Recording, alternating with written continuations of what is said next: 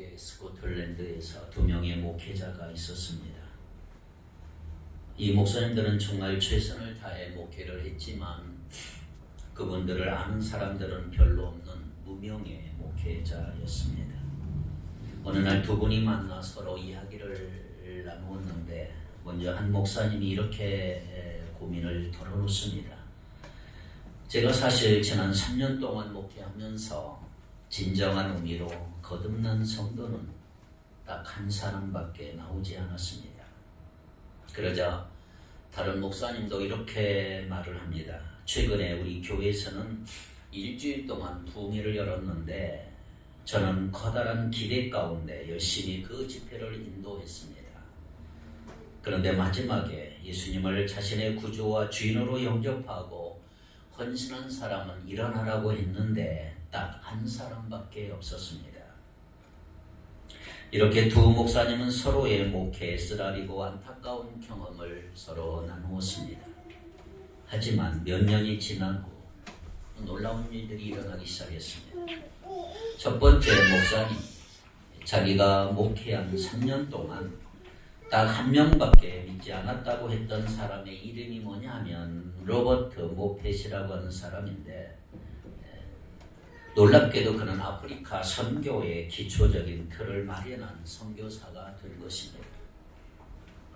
두 번째 목사님이 부흥회를 인도하면서 예수님을 영접하고 헌신한 사람이 딱 한 명 나왔다고 했는데 그 한 명이 바로 데이비드 리빙스턴이었습니다. 아프리카의 예수 그리스도의 복음의 불을 지른 위대한 하나님의 종이 된 사람이었습니다. 사람들이 보기에는 별것 없는 단 한 명이라도 그 사람의 가치는 얼마나 소중한지 모릅니다. 성경은 결코 하나의 가치를 무시하거나 작은 것을 작다고 낮게 평가하지 않습니다. 오히려 하나님의 나라는 겨자씨처럼 아주 작고 보잘것없지만 나중에는 엄청나게 커진다라고 예수님도 말씀하셨습니다. 자, 그렇다면 첫째로 이 비유를 말씀하신 배경이 뭘까요? 1절로 3절에 보면 오늘 본문에서 예수님은 잃어버린 한 마리의 양을 찾아 나서는 그 사람의 이야기와 또 잃어버린 동전 하나를 찾는 여자의 이야기를 하고 있습니다. 자, 그렇다면 오늘 우리는 예수님이 이 말씀을 하시게 된 동기와 배경이 무엇인지를 알 필요가 있어요. 왜 예수님은 이 말씀을 하셨을까요? 자, 1절에서 3절을 보겠습니다.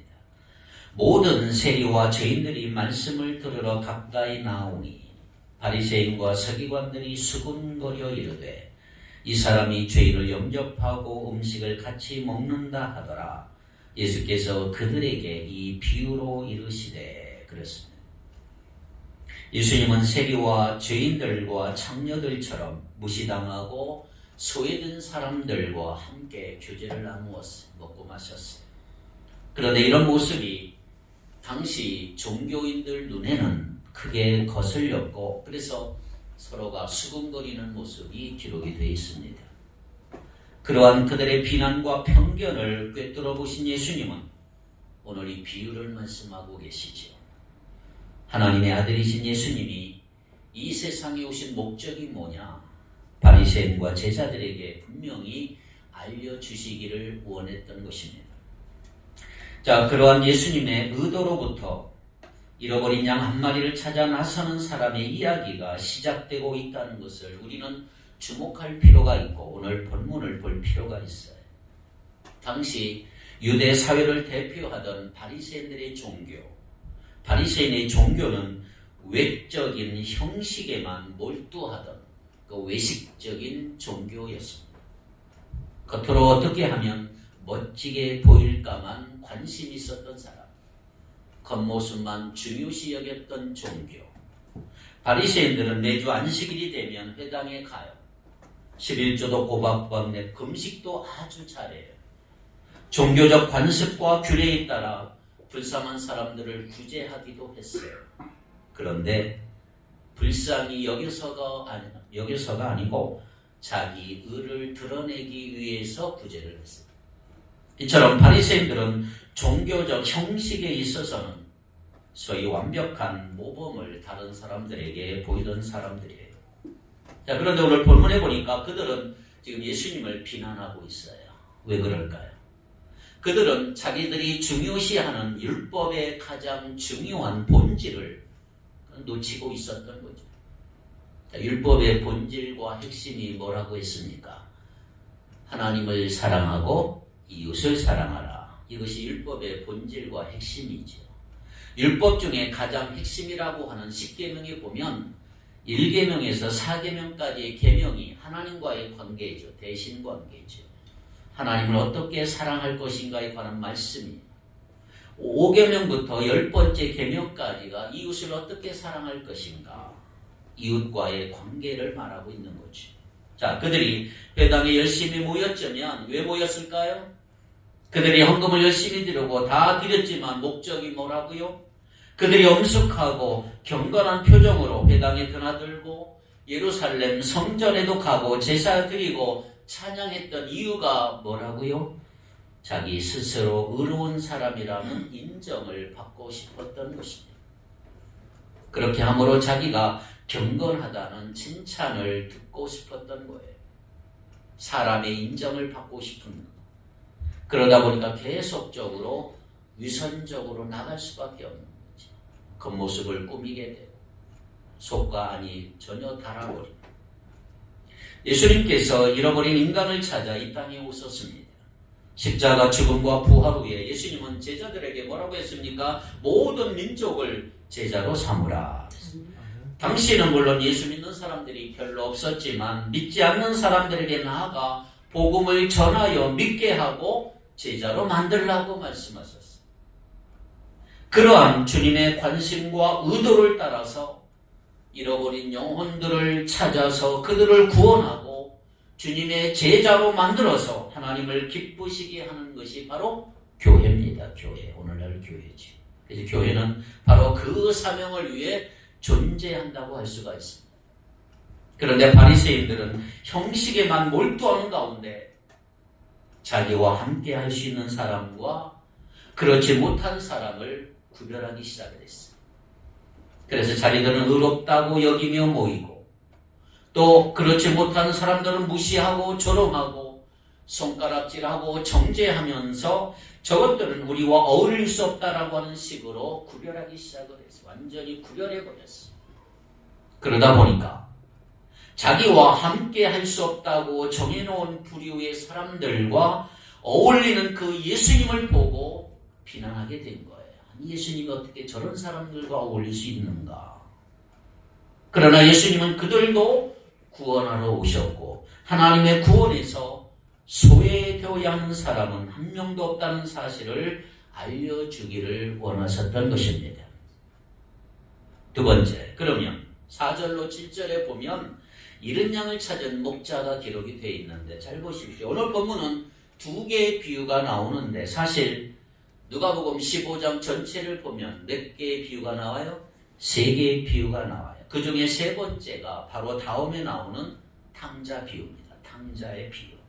그 앞에 두 비유가 나오는데 같은 내용을 두 번에 걸쳐 반복해서 강조하고 있는 것을 볼 수가 있죠. 자, 첫째 비유를 보면 양 10마리를 가진 100마리를 가진 사람이 양 100마리를 가진 사람이 그 중에 한 마리를 잃어버렸어요. 그러면 다른 양들은 다 들에 두고 잃어버린 한 마리 양을 찾아 그리고 또 찾았을 때 크게 기뻐할 것이다. 이렇게 말하고 있죠. 자, 4절에서 6절까지 한번 읽어봅니다. 4절에서 6절입니다. 시작. 너희 중에 어떤 사람이 양 100마리가 있는데 그 중에 하나를 잃으면 99마리를 들에 두고 그 잃은 것을 찾아내기까지 찾아다니지 아니하겠느냐. 또 찾아낸 즉 즐거워 어깨에 메고 집에 와서 그 벗과 이웃을 불러 모으고 말하되 나와 함께 즐기자. 나의 잃은 양을 찾아내었노라 하리라. 아멘. 자, 이 첫 번째 비유를 보십시오. 100마리의 양을 가지고 있던 사람이 그 중에 한 마리를 잃어버렸어. 그렇다면 당연히 다른 99마리의 양들을 들에 두고 잃어버린 한 마리 양을 찾아다니며 또 찾았을 때 크게 기뻐할 것이다. 이 내용이에요. 이것은 당시 사람들에게 아주 익숙한 이야기들이에요. 왜냐하면 실제로 이런 일들이 종종 일어나고 있었기 때문이에요. 이처럼 예수님은 사람들의 익숙한 삶의 이야기를 통해서 천국의 기쁨을 설명하는 데 사용하고 있었어요. 자, 그런데 문제는 4절에 예수님이 질문 형식으로 말씀을 하셨어요. 질문 형식으로. 왜 그랬을까요? 그 이런 것을 찾아내기까지 찾아다니지 아니하겠느냐? 질문을 하고 예수님은 이전까지 계속 놀라운 말씀들을 가르치시고 엄청난 기적들도 표현하시고 일으키셨어요. 그래서 사람들 가운데 야, 이분이 우리 민족이 기다리던 그 메시아 구원자가 아닌가? 그렇게 분위기가 고조되고 있는데 예수님은 죄인과 세리 같은 이상한 사람들과 같이 어울려 다니는 거예요. 말씀을 들어보고 기적 같은 것을 보면 저거는 메시아가 분명히 맞는데 메시아 구원자라면 어떻게 저런 사람들과 어울릴 수 있다는 말인가? 바리새인들과 그들은 의아한 거예요. 예수님을 이해할 수가 없는 거예요. 저런 죄인들이 오면 막아야 하는데 오히려 환영하면서 사랑을 베푸시고 말씀을 전해주시고 교제도 하신단 말이에요. 심지어 그 욕을 먹던 세리, 마태, 레위 같은 사람도 12 제자로 부름받고 제자로 만들어 어떻게 그럴 수가 있을까? 그러니까 바리새인들과 서기관들 같은 사람들이 보기에는 도무지 예수님이 이해가 안 되는 거예요. 자, 15장에 세 가지 비유를 말씀했다고 그랬죠. 첫째, 잃어버린 양의 비유. 두 번째, 잃어버린 드라크마. 세 번째, 잃어버린 둘째 아들. 예수님이 연속해서 이야기하시는 이유가 뭔지 아십니까? 바리새인들과 서기관들의 비난에 대해서 그게 아니야. 하나님 앞에서 한 영혼이 얼마나 소중한지 아니? 너희가 특별히 죄인이라고 멸시하는 저 사람들이 얼마나 귀한 존재인지를 알아야 한다라고 말씀하고 있는 거예요. 그들이 비난했기 때문에 한 영혼이 얼마나 귀한지를 세 비유를 통해서 연속적으로 말씀하고 있는 거예요.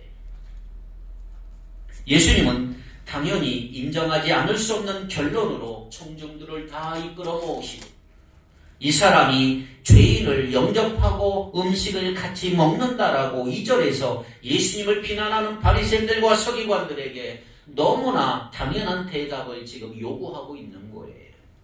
이것은 익숙한 삶의 이야기지만 어쩌면 사람들이 듣기에 불쾌할 수 있는 역설, 파라독스의 이야기를 사용하신 거예요. 자, 이 역설의 뜻을 잘 파악하는 것이 오늘 본문의 핵심이에요. 자, 7절 한번 볼까요? 7절 뭐라고 되어 있어요? 시작. 내가 너희에게 이르노니 이와 같이 죄인 한 사람이 회개하면 하늘에서는 회개할 것 없는 의인 99으로 말미암아 기뻐하는 것보다 더하리라. 자, 여기서 99마리를 들에 두고 잃어버린 한 마리를 찾아 나선다는 상황 4절에 그리고 죄인 하나가 회개함으로 인한 기쁨이 의인 99보다 더하다는 말씀 7절. 자, 이게 뭔지를 여러분 잘 생각하셔야 합니다. 과연 한 마리와 99마리를 비교한 것이 가능할까? 자, 이 말은 99마리가 중요하지 않다는 말이 아니에요. 잃어버린 한 마리가 왜 중요한지가 예수님이 말씀하시는 핵심이라는 말이죠. 자, 이제까지 사회의 그늘 속에서 무기력하게 방치되었던 그 하나라고 하는 미미한 존재가 지금 예수님의 말씀 속에서 가장 중요한 가치를 지금 부여받고 있는 거예요. 그 하나, 잃어버린 하나의 중요성.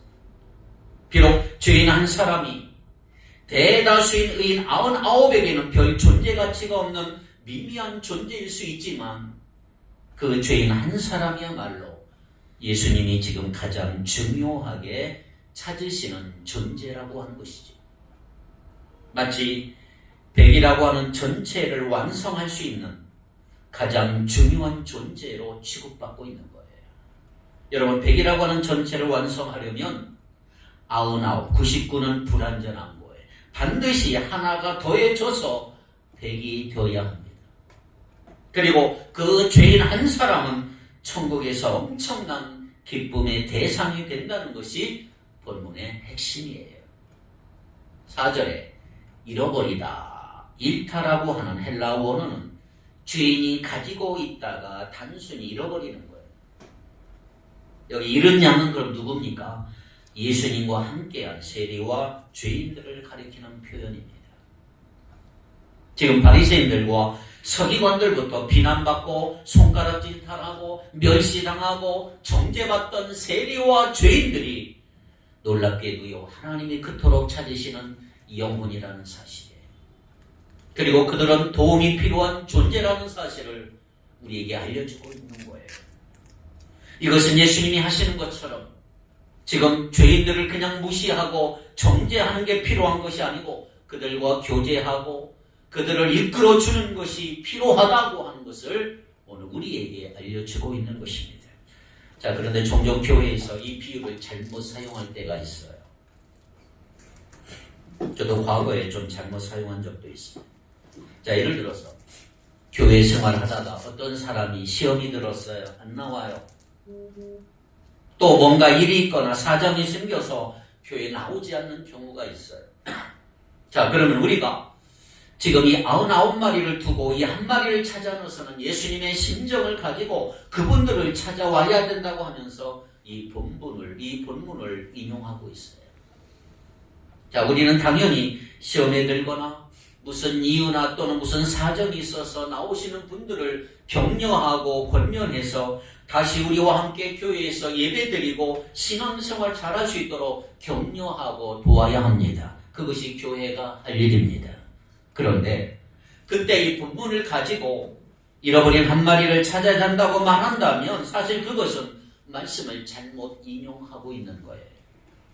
만약 교회에 나오다 안 나오는 사람이 예수님을 안 믿는 사람이라면, 진짜 믿은 사람이 아니라면 이 말씀을 사용하는 것이 맞아요. 좋은 것입니다. 그러나 잘 들으세요. 예수 믿는데 기분이 나빠서 사정이 생겨서 안 나오는 것 가지고 잃은 양이라고 하며 돌봐야 한다라고 하면 이 본문을 잘못 사용하는 것입니다. 왜냐하면 여기에 분명히 이렇게 말했어요. 회개해야 하는 죄인 한 사람, 그렇게 되어 있어요. 회개해야 하는 죄인 한 사람이라고 되어 있기 때문에. 자, 그러니까 주님을 믿지 않는 비신자, 불신자를 가리키는 표현이 잃은 양이에요. 주님을 믿는데 안 나오는 사람을 말하는 표현은 아니단 말이에요. 자, 잃어버린 양 한 마리를 찾는 즐거움이 얼마나 클까요? 여기서 어떻게 표현이 되어 있습니까? 5절에 즐거워 양을 어깨에 메고 그랬어요. 이 기쁨은 아직 교회 밖에 있고 주님을 믿지 않는 잃어버린 한 영혼을 찾는 기쁨이라고 할 수가 있는 것입니다. 자, 그렇다면 여러분들은 이런 기쁨을 맛보셨습니까? 이런 기쁨. 사실 전도가 그렇게 금방 쉽게 되지는 않습니다. 우리가 나가서 예수를 믿으라고 할 때 바로 믿는 경우는 거의 없어요. 벽돌이 한 장 쌓이고 또 한 장 쌓이면서 되는 거예요. 가고 만나고 해야 겨우 되는 것입니다. 교회 성도에게 어느 날 사랑을 받아서 마음이 조금씩 열려요. 또 사랑을 받아 마음이 열리고 이런 식으로 조금씩 쌓이다가 결국 마지막에 예수 믿으시겠습니까? 라고 할 때 예스, 예 믿겠습니다 라며 구원받는 거예요. 그런데 전도하고 1년이 되고 3년이 되고 10년, 20년을 해도 안 믿는 사람들이 있어요. 그 한 영혼을 위해 매일매일 기도하고 예수님을 전하는 거 쉽지 않은 것입니다. 우리가 나가서 예수 믿으세요 하고 돌아와서 그냥 자기의 삶을 살아가는 것은 어떻게 보면 그건 쉬운 일이에요. 그런데 왜 우리가 전도해야 할까? 왜 그렇게 할까요? 단순히 우리가 빈자리를 채우고 교인 숫자를 늘리자고 하는 것이 아니고 저분도 예수를 믿고 영원한 생명을 얻어서 천국 같이 가야 하는 사람, 소중한 존재이기 때문인 것이죠. 그렇게 애를 쓰고 눈물로 기도하며 섬기는데도 문전박대당하는 경우가 있고요. 갔는데 허탕치는 경우도 있고요. 모처럼 온다고 음식 준비 잘하고 기다리는데 못 온다고 연락이 와서 실망할 때도 얼마나 많습니까? 신학생 때요. 전도하러 가는데 안양인가 어디 우리 이렇게 같이 모여서 가는데 탁 이제 축구 전도를 하는 거예요. 집집마다 전도하러 가는 어떤 데는 문 열자마자 소금이 팍 날라왔어요. 소금도 맞아보고요. 그런데 그러던 분이 어느 날 조금씩 변화되면서 교회에 나오는 거예요. 복음을 듣고 결단해서 예수님을 영접하고 세례받는 날 감격의 눈물이 나는 것이죠. 그 세례받는 게 얼마나 감동적입니까? 그런데 그걸 잘 모르는 사람들, 관여하지 않는 사람들은 또 한 사람 세례받나 보다. 그 감동과 느낌 잘 몰라요. 그러나 그 잃어버린 영혼을 그토록 찾아다니며 섬겼던 사람, 그 감격을 아는 거예요. 그것을 해본 사람에게는 엄청난 감동입니다. 해본 사람은 양을 즐거이 메고 오는 목자의 바로 그 기쁨 누리게 된다 이 말이에요. 저는 바라긴저 우리가 앞으로 계속해서 이런 기쁨을 정말 많이 누릴 수 있기를 주님의 이름으로 축복합니다. 오늘 잃어버린 양을 찾는 목자의 비유는 죄인을 찾는 기쁨을 강조하면서 메시아이신 예수님이 잃어버린 양 사람들을 찾아 구원하러 오셨다고 하는 그 메시지를 우리에게 전해주고 있어요. 특별히 죄에 빠진 인간이 스스로 하나님께 돌아오기를 가만히 기다릴 게 아니고 예수님처럼 찾아 나서는 노력을 통해서 죄인이 회개하고 돌아오게 된다는 것을 보여주고 있는 것입니다. 여러분, 잃어버린 양은 저절로 돌아오지 않습니다. 나가서 찾아와야 합니다. 그런 면에서 이 비유는 잃어버린 영혼에 대한 믿는 사람들의 책임을 강조하고 있는 거예요. 책임. 나가서 찾아와야 한다. 할렐루야. 따라합시다. 나가서 찾아와야 된다. 교회는 크게 5가지 종류의 사람들이 있대요. 5가지 종류의 사람들. 첫째는 교인이 아닌 사람. 행사가 있을 때 그냥 와주는 사람. 비교인이죠. 두 번째는 군중이 있습니다. 군중. 예배에만 잠시 왔다 참석하는 사람. 떠나버리는 사람. 세 번째, 등록교인이 있습니다. 왔다 갔다만 하는 게 아니고요. 교인으로서 책임을 다했다고 헌신하고 등록한 교인. 이때부터 세례를 또 받겠죠. 네 번째는 헌신한 사람이 있어요. 영적으로 성숙하고 열심히 성경 공부, 기도도 하고 성숙한 신앙의 길로 가려고 노력하는 사람. 5번째는 핵심 멤버가 있어요. 이들을 보통 우리는 사역자라고 그래요. 모든 교회를 이끌어가는 사람이에요. 평신도 사역자죠. 자, 그렇다면 나는 그들 중에 어디에 속하는지를 한번 점검해 보십시오. 비교인 또는 왔다 갔다만 하는 군중에 속한 분 가운데 교회 예배에는 참석해도 주님을 인격적으로 믿지 않는 분들이 있어요. 바로 그런 분들이 우리의 관심의 대상이에요. 이런 양이에요. 그런 분들을 우리가 VIP로 환영해야 된다는 말이에요. 실제로 그분들이 주님의 지극한 관심의 대상이고 그 중에 하나를 찾았을 때 천국에서는 폭발적으로 기뻐한다는 사실을 오늘 본문에서 보여주고 있는 거예요. 그렇습니다. 기존에 믿는 사람들의 신앙이 성장하면 물론 주님이 당연히 기뻐하세요. 우리 각자 예수를 믿는데 예수님의 제자로서 더 영적으로 성장했다면 당연히 주님 기뻐하실 줄 믿습니다. 그런데 신앙은 어떻게 자라가는지 아세요? 신앙의 성숙은 뭘까요? 신앙이 성장하는 가장 좋은 길은 바로 주님의 마음을 가지고 주님의 심장을 성도를 가지고 잃어버린 한 영혼을 찾기 위해서 끊임없이 애쓰며 나갈 때 신앙이 성숙하는 거예요. 여러분 착각하지 마세요. 우리가 착각하면 안 되는 게 있어요. 교회에서는 다 좋은 말만 하잖아요. 하나님 말씀 전하고요. 성경도 열심히 읽고 큐티하고 기도하고 교제해요. 성경 말씀 안에 악하게 살라는 말이 있습니까? 다 좋은 말이지. 생명의 말씀이에요. 그러나 우리 착각하면 안 되는 게 뭐냐? 야, 내 신앙 참 잘했어. 영적으로 잘했어. 제자로 자랐어. 이렇게 말할 수 있는 게 아니라 이 말이에요. 그럴 때 성장하지 않습니다. 우리의 신앙은 뭐 성경 공부하고 묵상하고 기도하고 큐티하고 봉사하고 헌금하는 것으로 신앙은 성장하는 게 아니에요. 뭐예요? 그런 거 하지 말라는 게 아니에요. 그거 필요합니다. 우리 성경 읽고 묵상하고 큐티하고 기도하고 다 할 수 있기를 바랍니다. 성경 공부도 하고 예배도 열심히 드리고 헌금 봉사 모든 활동 열심히 하시기를 축복합니다. 그런데 그것은 감사해서 하는 거예요. 감사해서. 구원의 은혜 감사해서 내가 다 하는 거예요. 그런 것은 신앙의 토대가 되는 것이지 그런 걸 함으로써 신앙이 성장하는 건 아니에요. 물론 성장하는 사람도 있지요. 그럼 어떻게 진짜 신앙이 성장하는 줄 아세요? 관계 속에서 성장하는 거예요. 관계 속에서. 내가 아무리 열심히 혼자 큐티해도 나만 혼자 하지 다른 사람의 관계는 전혀 없고 나 혼자만 열심히 성경 읽고 기도한다고 신앙이 성장하는 게 아니라는 거예요. 관계 속에서 성장한다는 거 잊지 마십시오. 그래서 하나님을 사랑하라. 그리고 내 이웃을 내 자신과 같이 사랑하라. 관계 속에서 성장하는 거예요. 관계, 인간관계 속에서.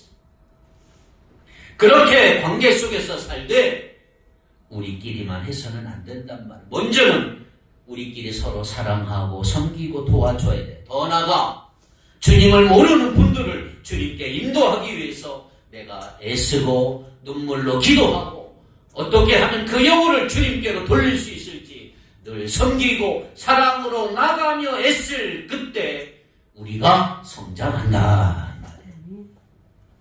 말씀을 실천할 때 성장하는 줄 믿습니다. 듣기만 할 때 성장하는 게 아니에요. 무엇보다 그 한 영혼을 위해서 열심히 말씀대로 살아갈 때 그러다 한 영혼 그 영혼 찾았을 때 주님이 얼마나 기뻐하실까요? 그리고 그렇게 한 우리도 기쁨이 충만해질 줄 믿습니다. 자, 그렇다면 우리가 어떻게 해야 행복해질 수가 있을까요? 하나님을 기쁘시게 할 때 행복해질 수가 있는 거예요. 혹시라도 교회 생활하는데 내가 왜 행복하지 않다, 행복하지 않는가 이렇다면 그 분명히 하나님을 기쁘시게 하는 일에 동참하고 있지 않은 거예요. 성도가 행복한 교회는 하나님을 기쁘시게 할 때 가능합니다. 자, 그러면 또 하나 중요한 말씀 드릴까요? 하나님 언제 기뻐하실까요? 하나님이 제일 기뻐하실 때 우리가 잃어버린 영혼을 구원하고 예수님의 제자로 만들 때 하나님이 기뻐하십니다. 당연히 이미 예수님을 믿는 성자들도 성장해야 돼요. 예수님 안에 자라가시기 바랍니다. 정체되지 말고 퇴보하지 말고 예수님 안에 자라가야 돼요. 그러나 주님이 정말 원하시는 게 뭐냐? 그 잃어버린 한 영혼 아직 예수님을 모르는 분이 우리의 섬김을 통해서 우리의 사랑을 통해서 구원받는 것입니다. 그것이 가장 주님이 기뻐하시는 일이에요. 여러분 오늘 본문의 의인 99명이 집중해서 훈련하는 것이 나쁘다는 게 아니에요. 당연히 그것도 귀중하지만 하늘에서는 잃어버린 영혼 하나가 돌아오는 것을 의인, 즉 이미 믿는 사람 99명이 더 잘 믿게 되는 것보다 더 기뻐한다. 왜 주님이 기뻐하실까요? 신분과 소속이 바뀌었기 때문에. 마귀의 자녀에서 하나님의 자녀로 바뀌었기 때문에. 이게 가장 주님이 기뻐하신 일이다. 이 충격을 여러분들이 좀 느끼셔야 돼요. 그렇다면 우리가 정말 잃어버린 영혼 하나 찾아나시기 위해서는 그냥 편안하게 쉬운 길로 편안하게 자기 중심적인 신앙생활 해서는 불가능해요. 힘들고 피곤하지만 먼저는 당연히 기도와 말씀으로 자신을 훈련하며 나가야 되지만 군중에서 등록교인에서 헌신한 자로 핵심 멤버로 사역자로 점차 나아갈 수 있기를 주님의 이름으로 축복합니다. 그렇게 할 수 있는 가장 좋은 길이 뭐예요? 우리가 힘을 합쳐서 잃어버린 한 영혼을 찾아 나서는 것입니다. 기도하며 섬기는 거예요. 그렇게 함으로 잃어버린 한 영혼을 찾았을 때 우리는 주님께 큰 기쁨을 드릴 수가 있는 것입니다. 그 순간 하늘에서는 엄청난 축제가 일어납니다. 축제가 벌어집니다. 그러니까 한 영혼을 위해 목숨 거는 교회가 될 때 주님을 기쁘시게 하는 교회가 될 수가 있고, 그렇게 되면 우리도 행복한 사람이 될 수가 있다 이 말이에요. 기억하십시오. 우리가 행복을 다른 데서 막 찾으려고 하는데 천만에요. 행복은 주님이 주시는 거예요. 우리가 주님을 기쁘시게 하면 행복은 따라오게 되는 거예요. 그렇다면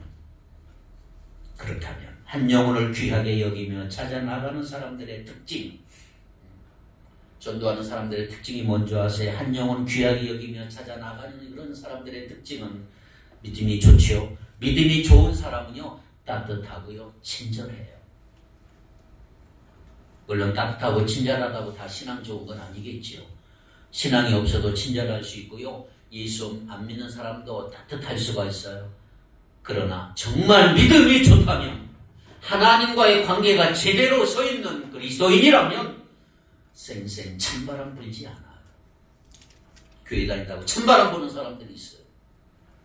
따뜻하고 친절합니다. 차가운 사람은 믿음 좋은 사람이 아니에요. 한 영혼 귀하게 여길 수 없기 때문에. 그 사람 마음이 찬데 한 영혼 귀하게 여깁니까? 하지만 한 영혼 정말 귀하게 여긴다면 따뜻함으로 남을 배려할 줄 알게 되는 것입니다. 마지막으로 8절로 10절에 보면 이런 동전을 여인 여인 한 드라크마 비유가 나와요. 똑같이 기쁨이라는 주제를 반복하고 있습니다. 자, 이런 동전을 찾는 기쁨에는 그런데 한 가지 앞에 비유와 달리 독특한 면이 두 가지가 기록이 되어 있어요. 첫째, 즐거워하는 주체가 여자라고 되어 있어요. 8절, 9절 같이 한번 읽겠습니다. 8절, 9절 시작. 어떤 여자가 10 드라크마가 있는데 하나를 잃으면 등불을 켜고 집을 쓸며 찾아내기까지 부지런히 찾지 아니하겠느냐. 또 찾아낸즉 벗과 이웃을 불러 모으고 말하되 나와 함께 즐기자. 이런 드라크마를 찾아내었노라 하리라. 아멘. 드라크마는 은전의 명칭이죠. 한 드라크마는 그 시대 노동자의 하루 품삯이에요. 약 8만 원에서 10만 원 정도 되겠죠. 이 여자는 10개의 동전 중 하나를 잃어버리고 그걸 찾기 위해서 쉴 새 없이 애쓰고 있는 거예요. 그 모습은 바로 앞에 비유에서 목자가 걸었던 것처럼 잃은 자를 찾는 주님의 모습을 보여주고 있어요. 자, 이 은전의 성격은 뭡니까? 고대 유대 사회에서 이 여자에게 한 드라크마는 결혼 지참금일 수가 있어요. 남편이 사랑의 증표로 맡긴 예물일 수도 있고, 가정의 비상금일 수도 있고, 축제 시에 사용할 소중한 저축금일 수가 있어요. 분명히 그 중에 하나였을 거예요. 둘째로, 이 여자가 동전을 찾고 나서 기뻐하는 행동이 뭐라 그랬어요? 잃은 자를 찾고 즐거워하는 하나님의 기쁨, 하늘의 기쁨으로 연결된다는 사실이에요. 10절 볼까요? 10절. 내가 너희에게 이르노니 이와 같이 죄인 한 사람이 회개하면 하나님의 사자들 앞에 기쁨이 되느니라. 이 여인의 즐거움이 뭐라는 거예요? 하나님의 기쁨이다. 앞에 비유에서 목자는 양 100마리를 채우기 위해서 한 마리를 찾아 헤매었고, 그 뒤에 이어지는 탕자의 비유에서는 아버지가 온전한 가족을 회복하기 위해서 얼마나 둘째 아들을 기다렸는지를 보여주고 있는 거죠. 8절을 다시 보면 잃어버린 동전을 찾기 위해 이 여인은 삼중적인 노력을 지금 기울이고 있어요. 뭐 했어요? 첫째, 불을 밝혀놓았죠. 불을 환하게 밝혀놓고 집을 쓸었어요. 청소했어요. 동전을 발견할까지 부지런히 찾았다. 99을 들에 두고 떠나는 목자의 노력이나 또 집을 나간 둘째 아들을 날마다 기다리는 아버지의 마음과 같다는 것을 보여주고 있는 거예요. 그렇습니다. 여러분, 하나님의 사랑은 무조건적인 사랑이에요. 내가 깨지고 넘어지고 말을 안 들어도 나를 벌하시는 게 아니고 하나님은 감싸주시는 사랑입니다. 감싸주면서 바른 길 가도록 인도하시는 분이 하나님이세요. 내가 배신하고 저주해도 감싸 안아주시는 하나님의 사랑. 잃어버린 한 영혼을 그렇게 사랑하시고 오늘 우리 한 사람 한 사람도 그렇게 사랑하시는 분이 하나님이세요. 그래서 자녀 삼아 주셨어요. 자녀. 너는 내 아들이고 너는 내 딸이다. 만약에 하나님이 안 계셨다면 내 인생이 어떻게 됐을까요? 우리의 인생이 어떻게 됐을까요?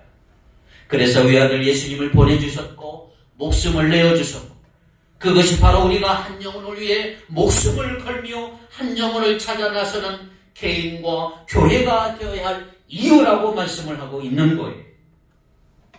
여러분, 교회가 하나님이 기뻐하시는 교회 5가지 특징이 있어요. 오늘날 영혼 구원하여 제자 만드는 교회 5가지 특징, 건강한 교회 5가지 특징. 첫째, 예배. 둘째는 교회, 교제입니다. 교제, 고인원이야. 셋째는 양육입니다. 양육. 네 번째는 봉사죠. 봉사. 5번째는 전도입니다. 선교. 자, 그럼 물어보겠습니다. 잘 대답하십시오. 이 땅에는 있는데 천국에는 없는 거 2가지가 있어요. 뭘까요? 자, 이 5가지 중에 무엇이 천국에 없을까요?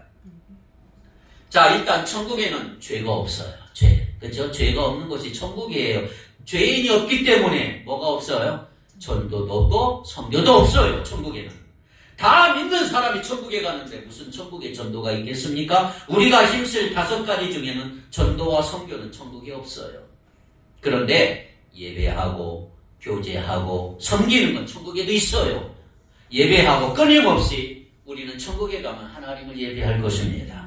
끊임없이 서로 사랑하고 서로 교제하고 서로를 섬기며 천국에서 살아갈 것입니다. 그런데 천국에는 죄가 없기 때문에 죄인이 없고 전도나 선교가 없어요. 자, 그렇다면 여러분, 이 땅에 사는 동안 천국에 없는 죄와 전도 중에 어느 거 하며 살고 싶으세요? 열심히 죄 지으며 사시겠습니까? 아니면 열심히 전도에 힘쓰며 사시겠습니까? 죄가 뭐예요? 죄는 쉽게 말하면 기본적으로 하나님이 없는 상태, 그게 죄예요.